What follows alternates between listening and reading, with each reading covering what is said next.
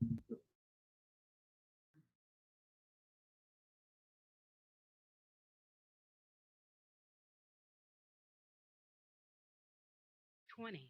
19, 18, 17, 16, 15, 14, 13, 12, 11, 10, 9, 8, 7, 6, 5, 4, 3, 2, 1. Let's do this. Good morning, everybody. How's everybody doing this morning? We're a little rushed behind. I don't know what the deal is, but hey, that's all good. Welcome to the porch. My name is Michelle Moroz. Oh, I'm Brian Swanson. And this is Denim and Pearls. Business casual. Oh, business casual. With pearls of wisdom. From the porch. Oh, yes. Look, we are now official. We're official now. Well, the cool thing is that you didn't put it in backwards. Yes, that's true. So anyhow, what we're talking about today, we're talking about grammar and texting and inflection and translating it all. Because it's crazy, I'm telling you. It's crazy. So we were talking about this the other day because one of us received a text and it read, so I'm in a really weird mood and he's in a really weird mood. And we get this text and it says, "That was nice." And I'm like, he's like, "Was that is nice," or "That was nice?" And so we had a whole conversation on what was the inflection in that very simple text. Right. And that's how we got here. Well, a lot of it came down to distinguishing who the person was, what the relationship was, and things like that. So it wasn't something necessarily negative. It was looking back at who it was and interpreting it the way it was. But it definitely led to the conclusion that we a lot of times say stuff on text messages or instant messages or whatever it is that people totally misunderstand. And we wanted to talk about that today because a lot of times emotions are included in it. Your emotions are included in it. So here's the thing. When we were out here drinking beer, okay? And beer's not allowed on the porch. Well, wait a minute. Yeah, it is. Anyway. I was like, what porch are you talking about? So I'm in a grumpy mood. Yes, I know. I was kind of grumpy. And so he read the text. I went, what did that mean? What was the pretense? I mean, what happened to all of that? And so we had this huge conversation. And then we came with, what are words for? When no one listens anymore. So that's basically what we got to. And we're curious. How many times have you gotten a text and went, what is that supposed to mean? I mean, I know I get texts from Brian all the time where I do, what the heck is this boy talking about? Because I'll say something and but emojis make up for it, right? No. What do you mean no? If I put a smiley face, that means I'm kidding, or an LOL, that changes everything, doesn't it? No, not in my book, because one, I'm 52, and when I look at my phone, I see a yellow dot, and I don't quite see what the smiley or if it's a frowny. So I'm like, what does that mean? It's a yellow dot. Oh, it's got a face on it. So you have to be careful about what you do when you write, because if you don't use punctuation, like this man did to me the other day, he sent me a sentence with no punctuation in it. And I told her the punctuation was free. You had to put your own in. You know when you read a sentence like, she loves to cook children, family, and her dog. And it should be, she loves to cook her children, her family, and her dog. Instead of saying she's cooking them, that she actually loves them as a sequence. And so you got to be careful about those kind of things because people misinterpret it. And if you're in a bad mood, you interpret it in a bad way. If you're in a happy mood, you see it the other way. So we have other examples of this. Right. I'm just hoping that the microphone was on. Oh, dear. It was. Okay. We're good. Marcel, you're up here. I can see you. Yeah. Is the microphone working? She just said hi, so we must be all right. Okay. So we talk about messages. We talk about instant messages. We talk about text messages. But I think a lot of the stuff that we also have to deal with is the way we say things in Facebook posts, or the way we say things in Twitter, or the way we say things in an email. I think I gave an example a long time ago, or on one of our other podcasts. It's been a long time, We've done like 9 of these things, but excuse me, it came in from somebody who was looking to get me to buy something from them. And it was legit. It was just the fact that when I read the body of the message, the punctuation was all off. You couldn't understand exactly what it was because there was no periods and no capitalizations and none of this stuff. And I'm like, if you're not going to pay attention when you try and market to me, why would I want to do business with you? It puts doubt in the minds of a buyer or or a seller. Well, actually, Right. I mean, because they're like, who is this? What's going on here? Is this real or is this fake? And I was telling Brian that I am so into grammar that if you ever see a grammar mistake on any of my posts, and Aaron, wherever you are, thank you for doing this, catch it and tell me, because if it's on my page, I don't want it there. It was a complete and utter accident. Right. So please help that, because I told Brian the other day that I won't even go shopping at a store with a misspelled word in its name. Well, I'm not quite that, I want to use the word anal. I am anal retentive. I'm not quite like that. I'm a little more forgiving about the marketing stuff. The marketing stuff. And sometimes if you forget a period when you're typing a message, or sometimes when you misspell a word, things happen. I know, and that's especially different. Today, that's we're different. in a hurry. But when it's a message if it's that's formal, right? If it's 5 sentences long, and there's something missing in it, such as theirs with apostrophe s, there, whatever, there, and there. Okay, some of that stuff can be overlooked. Our. But you don't want like 20 of them in the same sentence or the same paragraph. It's really annoying. But where do we have to go with? How do we deal with these kind of folks? Is what I really wanted to cover here. Is if you get a message like that, do you just chalk them off? Or how do you make a decision if you want to even do business with those people? I write them back, and if I come back, they come back with more errors, then Right. I know they don't care. Yes, Aaron, it is very bright out here. We even have a tarp blocking it, and the sun is still coming through. That's what happens when you're on the porch. What is the trash man doing here today? I have no idea. He wasn't supposed to be here today. Anyhow. So how do you make a decision? One of the things is we're talking punctuation, we're talking grammar. Do you decide that just because it's littered with mistakes and grammatical errors that you're not going to do business with them just from that standpoint? Or do you do further research? I do, which takes time, of course. I do a little bit more research. So if it's an email, I respond back. And if they come back with horrific punctuation and no grammar, I really second think that. And then I go look on their social media. So it doesn't tend to happen to me very often. Right. I mean, I'm very forgiving on text because I've got young people that they call me mom for some reason. And they write me in crazy, text talk. So that's okay because I'm used to it now. But before I would write back, I would correct the grammar. What? I would send it back corrected like I was a teacher. My kids are like, really, Mom? Really? I guess if you're trying to teach something, I had to make sure they really knew how to spell. I mean, anyways, what are words for? They're for communicating. They're for communicating. They're communicating your point. And one of the points that we're trying to make here is watch what you type, watch what you write. Make sure that it can't be misinterpreted with inflection, just like, that was nice. That was nice. That was nice. Or that was nice. I appreciate that. That was nice. So, and I think now we also go back to the fact of, is it the person behind it? What was intended to be said? Oh. But I don't think we always look at intentions, but it can, sometimes we just have to look back at them. You have to look back, or you have to reach back. If you read a text and you're like, I have no idea why this person's ticked off at me. There is nothing I did to them, and I don't know why they wrote, that's nice. Okay, you might want to talk to someone else before you respond to them, because more than likely it's you, not them, if you're that angry.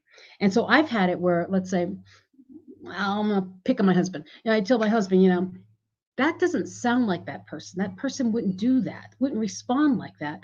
you might want to pick up the phone and call them and find out, are you reading that wrong or is that really upset?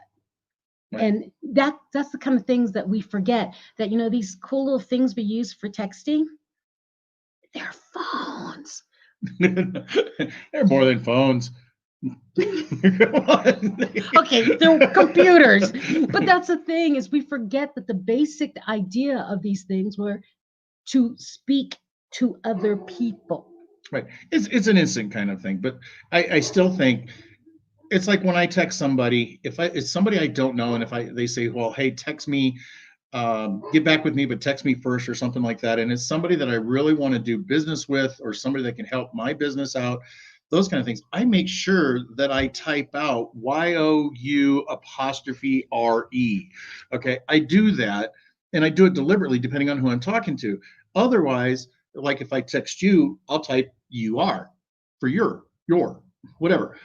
Or actually, he just writes bink, bink, bink, or something like that. I'm like, what? that. Yeah, and I call him on a video call. Dude, what in the heck are you talking about? That. That's that. That. So it depends on how you want to present it. But depending on who you're talking to can depend on whether you should be formal or not. Do you put the punctuation in? Because you want to make a good impression upon yourself, and you don't know if they're grammar Nazis or not. Nicholas came up, just said something. What? How about voice to text errors? He's down here. Okay. If you're doing business and you want to text someone that you're going to be doing business with, do not voice to text. Do not do that to anything formal. You can definitely voice to text. But what if I'm driving?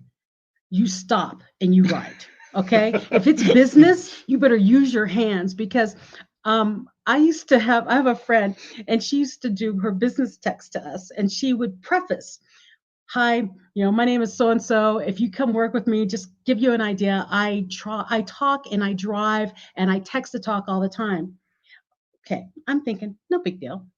I get a text and it was like, good morning, monster. Hope you're effing something. I'm like, what the heck is going on? But she was driving down a back road, and every time she said, hope you're having a fantastic Friday, it came out effing. And I get it, doing what did I do to deserve that? And so I write her back. I said, are you in a bad mood? She says, no. And I said, you just swore me out. And she went, oh my gosh, I'm so sorry. Because she didn't look. She's driving and just talking and just letting it go. So don't do that with business people. Yeah, and be sure that the autocorrect doesn't take over either, because like Nicholas just typed my name with a BRYON. Oh, yeah. Well, okay, my name, Michelle Morass. I get Michelle Morass. Michelle Morass. Cool. Haven't seen that one, but okay. Dear Miss Michelle Morass, we would really like you to come speak at our event. I don't know about that. Just call me Morass. So I think there's two ways we can solve this, though. Oh. One is proofread before you hit the send key. Please. Punctuation, spellings, the wrong word, because you never know when you're going to end up with body parts in a sentence. Okay. make sure that you proofread it before you hit send. And then the second thing is, which I know it's old fashioned though, we can't do it. What? Pick up the phone. I know Aaron said phone. What's that? Pick up the phone. I mean, I don't care if it's a cell phone or if it's you pick up the handset and push the numbers. What is that song I like to sing? I am calling you. Yeah. Don't know that one. Oh, it's not Anita. I was thinking the other one. Call me. Call me. Oh yeah. You can call me anytime. Okay. So anyway, we digress. Pick up the phone. It takes those, what do they call those things where, written language, where you read all the sensory stuff on how we learn in body language. Granted, the phone takes out the body language kind of thing, but at least you've got inflection and tone. You've got your point going across. And if there's a misunderstanding, they can ask the question, is that really what you meant to say? Is that what you really mean? That I'm a real jerk? No, that's not what I meant to say. I'm sorry. And let me preface that some other way.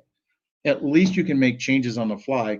Whereas on a text message, it's kind of like you read what it is. And in whatever mood you're in. right. I mean, if you're really upset and you're upset at you're mad at the dog and somebody says, that's nice. What do you mean? Aaron wrote, this is crazy. Call me baby. Okay, for those of you who are still with us, we forgot to do our little spiel. What spiel?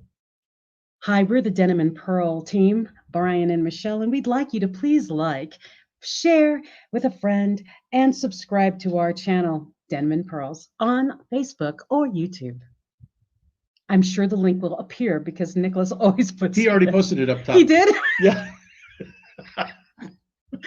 What do we do? Nicholas takes care of us, and he just did it again. I mean, there's plenty of examples out there that we could use, and because in a world of communication, in a world of technology, things are difficult to sometimes get our point across. And I'm old-fashioned enough that I say we should pick up the phone and talk. Yeah. And I think it works no matter where it is. But there's some people, that won't do that. In fact, I'll even talk about somebody that really irks me every single year. She sends me a text message. Yeah, it's not her. Sends me a sends me an email. And then 6 months later, I finally get around to that email or something like that. But then I get to the point where, why didn't you just pick up the phone and call me? You're a business supposed to be calling me. Okay. You work for me. I pay you big money to do this and keep in touch. But you can't pick up the phone. You just send me an email and hope I see it and then forget about me until you decide that it's almost deadline time type of thing. Now, see, and I'm like triple threat because I'll send an email, then I'll text saying, hey, I sent you an email. And then if you don't text me back within like a day, I'll call and say, hey, I sent you an email. Are Did you you get ignoring that? me? Yeah. Well, because I understand that I get lost in email. Right. I know people get lost in email, and you just never know if you fall into a junk mail or it was a bad day. So yeah, if you send out an email and you don't hear from someone, you need to follow up. Right. If you send a text that is incorrect, please, every once in a while, if you do voice to text, I know a lot of you do, at least look at it and make sure it said what you want it to say. And then, like Aaron said earlier, you can go back and edit that. Unless you want to enunciate like Michelle does, and you never have an issue with it. It's annoying. Why are you looking at me like that? Because all I'm thinking is when I send messages to you or if I send them to a friend or whatever, like I'm going back to dat. I know. I do things like that because I'm trying to get the inflection across. Well, and the thing is it works because you know me. But Right. if I was doing business and I said, hey, Brian, I'd love to meet you for coffee today at 3:00. Are you available? And he says, what would you say? Sure. What would you, no, you would say something silly.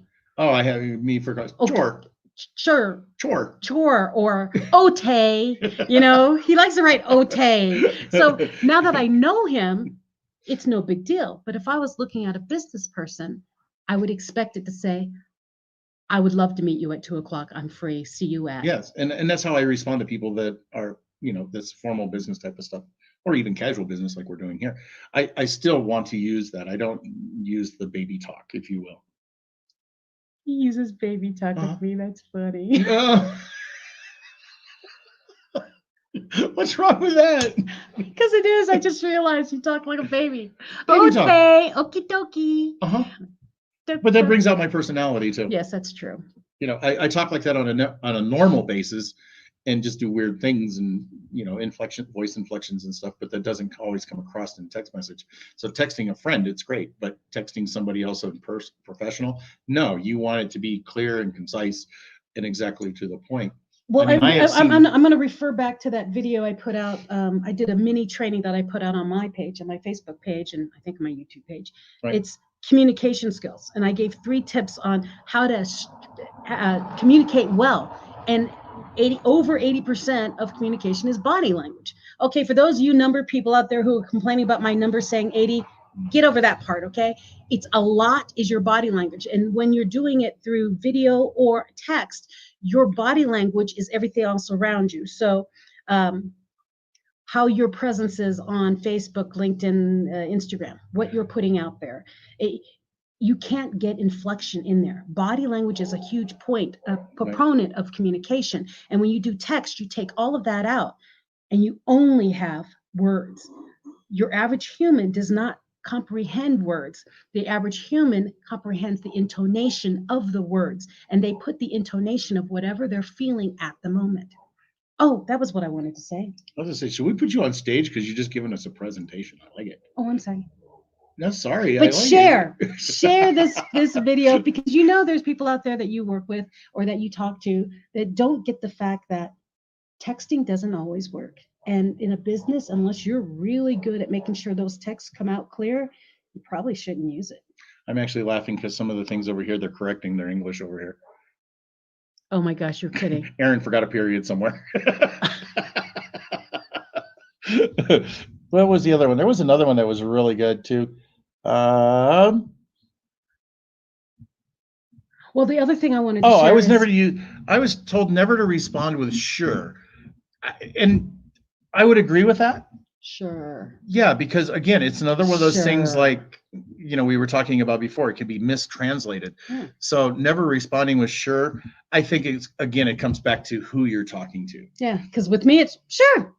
Yeah, it's 100% on who you're talking to, because if you say that to another business person when you're trying to do business, Sure. yeah, sure. Yeah, sure. I hope your business is successful. Sure. Right. It's just like using the word but. And I mean but, grammatically speaking, because but supposedly negates everything prior It does. to what you've said. So I've learned over the years to use the word however. He uses it a lot. Yeah, however, comma. He uses it a lot. However, comma. Yeah. However, comma, I believe that such and such and such and such. You mean but, right? You just cut out everything I just said. Right. No, I said however. However. Now, the other thing I wanted to say was there's a book called Eats, Shoots, and Leaves. Look it up. Yeah, It's if you're not on the video cast, you just didn't see the look I gave her. What? Eat, Shoots, and Leaves.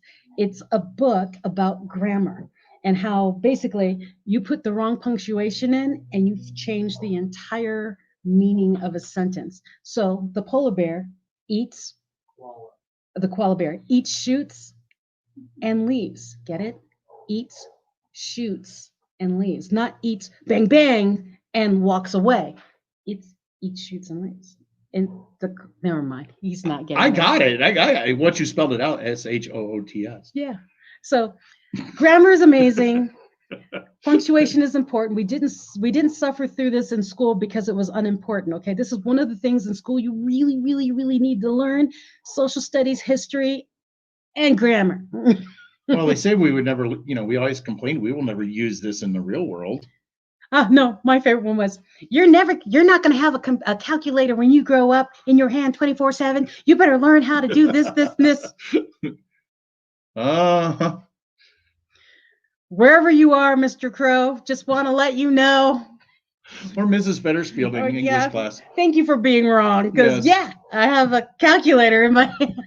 But the thing is I bring up Mrs. Fettersfield because I don't even know how to say her name correctly because I remember it as a kid. But she was the one who said, you need to learn this. You need to memorize this. The is, as, was, were, has been, be, been, being, all those other kind of things. Remember all that? Yeah, is, as, was, were, has been. And I actually go back and I give her. Shall, will, may, can, might. You must have had Mrs. Fettersfield. I think I had Mrs. Oberhomer. Oh, so it was a weird name, teachers. It did good to remember those. It has done good to remember those. Well, especially I still can't figure out seesaw scene, but that's okay. I'll help you with that. But as writers and speakers like we are, it's really important to be able to do that because, when you speak, you can do whatever you want, but there's transcription, there's transcribing that has to be done. And if you put the wrong grammar, you give the wrong inflection to all sorts of things. Wow, there's all sorts of things going on over here. Oh, Aaron found the book. Yeah, it's a great book. And the thing is, it's not a nerdy book. It's a nerdy, fun book. It's hilarious to read the different interpretations of something without punctuation or just moving the punctuation. It's hilarious. Or even if you go on, I did this the other day when we were prepping for the show. I went on to Google and typed in grammar errors or something like that, and I got all these signs that people have posted on their front doors for, restaurants and different things, and all of the samples that they give. It's hilarious. Some of the stuff, I'm thinking of the one I saw on Facebook, and it says pen is broken, and they didn't put a space. Uh-oh. We're back to those body parts again. We are definitely back to the body parts. No, and Aaron, the you are not, miscalculations. silly lady. You're fine. Yeah. But yes, there's a way to speak and there's a way to write, and that's what Nicholas was just writing. There is a difference. So how I speak like this is definitely not how I write. Oh no, I think there's a lot of formality to it. It's one of my knacks in life. I guess I was presented with it. Because you got beat in the head with your teacher. I can read somebody else's writing and then write like them. Mm-hmm. So I've done that throughout my years. I've gotten probably more than one degree in college because of all the people that I've helped write certain things. Well, I used to write. I just never got the credit for it. I used to write speeches for political candidates, and so I would write. I would watch their talks and watch them for a little bit, and I could write for them, and it sounded just like them, but it was me. But there's different levels of writing, which a lot of people don't really understand either. We write things for casualness, but then we write things for formalness. But then there's that whole other level of maybe the CEO. The CEO is going to write something totally different than, say, an admin person will, just based on the levels on the ladder. Not saying that neither one of them can do the other one, but it's just one of those things that, depending on where you write, can also depend on who you are. Yes. And what you are. I'm just thinking, can you imagine as a speaker, an inspirational speaker, for me to go up on stage and talk in text? Okay. Can you imagine that? Without just the LOL, that good, KCU, see you, LMAO. Yeah, I can't even do it fast enough in my mind. I mean, I can type it, but there's different levels of speaking, and I think that's something you should probably work on if that's not one of your strengths, is to realize that there is writing, there is texting, there is letter writing, and then there's speaking formally and speaking casually. So how do we make a decision if we're going to do business with somebody or not? Is it, we kind of addressed this at the very beginning, but do we actually make a definite no if all the grammar things are there? Do we make that decision right off the bat? No, I don't think so. I think it depends on the company. Really? The company or the person? Yeah. I mean, I've known many amazing, brilliant people that I love working with, or who are dyslexic. And for the life of them, even when they have the spell check on, things are flipped. And I know it. And I realize it because it's very consistent. Right. Okay. So it's like, okay, I know what's going on. I know what they're saying. But they've also made an effort to make sure that it's fixed. What if they spell your name wrong? And I don't mean the morass. I mean, what if they spell your name wrong in something that they're addressing to you? That's happened to me many times. In other words, they spell Michael instead of Michelle, or if they I'm used call to you that Debbie. I'm used to that. No, my thing is, Joan, we cannot wait for you to speak next week. And I'm like, who's Joan? Who's Joan? and it's an email to me. And so I write back something. I always I blow it off, and I do. I don't know who Joan is, but I'll be there and ready. I hope Joan knows she's coming. And they do, oh my gosh, I'm so sorry. I was writing to Joan earlier and it must have put up there. Right. It's no big deal. You can call me Susie. You can call me Bob. I don't care. Well, most of us don't in most situations, but if I'm getting something that's addressed to somebody else, I like to make sure when I write somebody, especially that some of these names that are harder to do. I mean, they're not Bob or John. They're names that, I don't know how to spell them, an E before the I, the I before an E. My friends in India, my friends in India. Oh yeah, those guys, I can't spell their names off the top of my head. My girlfriend, Shrividya, I for the life of me, when I first met her, I kept calling her Shrividya. And she just call me Shri. You're killing me, lady. So it's that kind of stuff. I like Aaron. Aaron gets called Aaron all the time. I know, Aaron. Aaron. Aaron. You're Aaron. Have you seen that skit? No, it just makes her a guy according to the No, verbiage have here. You not seen that joke from Keen and Peele? and the teacher is from the inner city, and he goes to like the suburbs, and he has, okay, he's doing the role, and don't be sassy to me because I just came out of the inner city.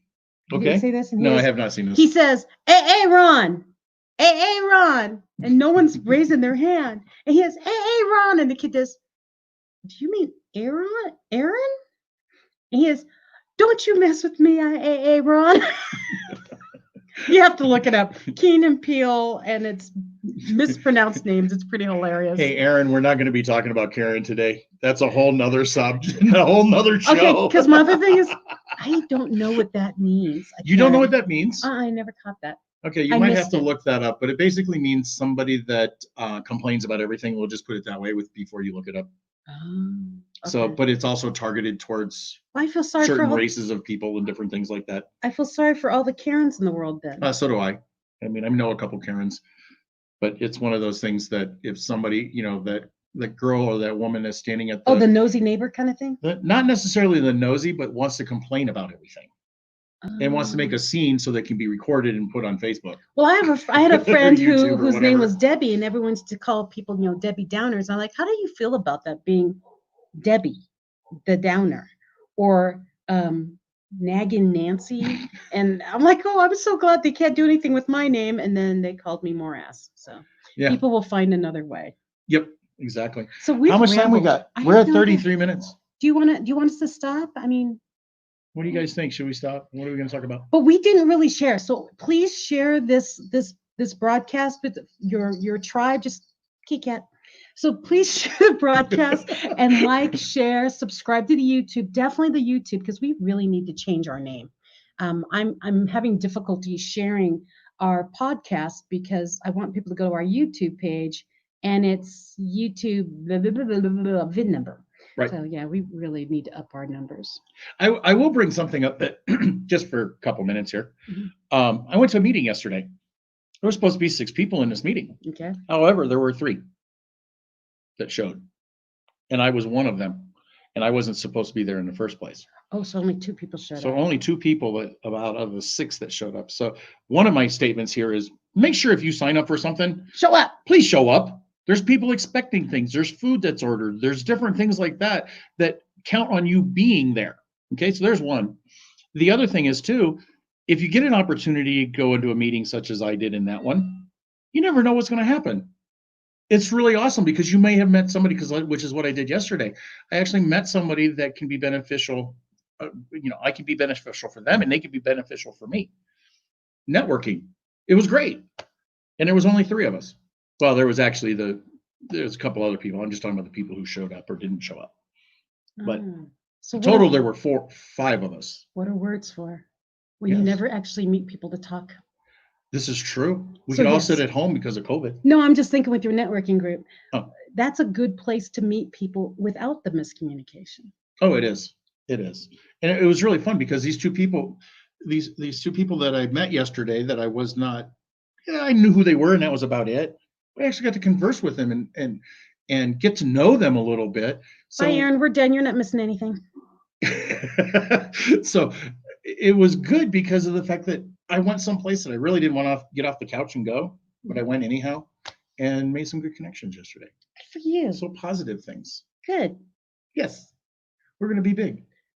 We're going to be huge. Big and loud. Got the loud right. Big and loud. Okay. Okay, so you know the homework, right? What's the homework? Share the post, like it, share it, subscribe to the YouTube page, and whenever you get a chance, share again. And if you really want to be cool, start a watch party for us. Ooh. That would be really cool. Because you know who forgot to do it this week? Because I did mine. I forgot.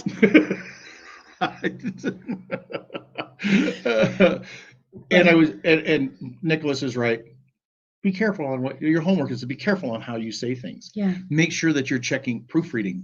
And if you've got too much of a thing, ask the spouse to proofread, or the significant other, your significant other, or your best whoever friend, that friend is sitting next to you. Yeah, the one who will say, that's crap, The whoever is your checkpoint, you should always have a check person, okay? And then the other thing we need to worry about with all of this lessons learned is remember in texting, inflection is put upon the reader. So be sure you're really clear about what you're saying, because if they're in a bad mood, they're reading a bad mood. If they're in a great mood, they're hearing a great mood. So if you say, I've had enough of this, they're going to read, I've had enough of this. This is awesome. And that they want more. No. So make sure you write appropriately so you get the right outcome. And when you get someone responding back angrily or something else that is not intended, pick up the dang phone and use it and say, hey, there's a misunderstanding, and the world will be a better place. So That's awesome. My Only name thing I is- don't like about that is when somebody texts you and then they don't answer the phone. But anyhow. wait, I have another thing. The other thing that I was really going to bugs end me. it on that. Wait. One more thing is when someone texts you that says, call me. And I'm like, then why didn't you just call me? Yeah, Okay. never exactly. mind. All right, so I think we're done. And as the old saying goes, there's another one in the can. You know what that means? We Please. finished another episode. We finished another episode, and it was fun. It was As fun. always, it was It great. was. It was fantastic. And now we have look our at that sign. smile. You guys have a good one. Have a great one. Oh, we forgot. Oh. There we go. Our signature. Peace.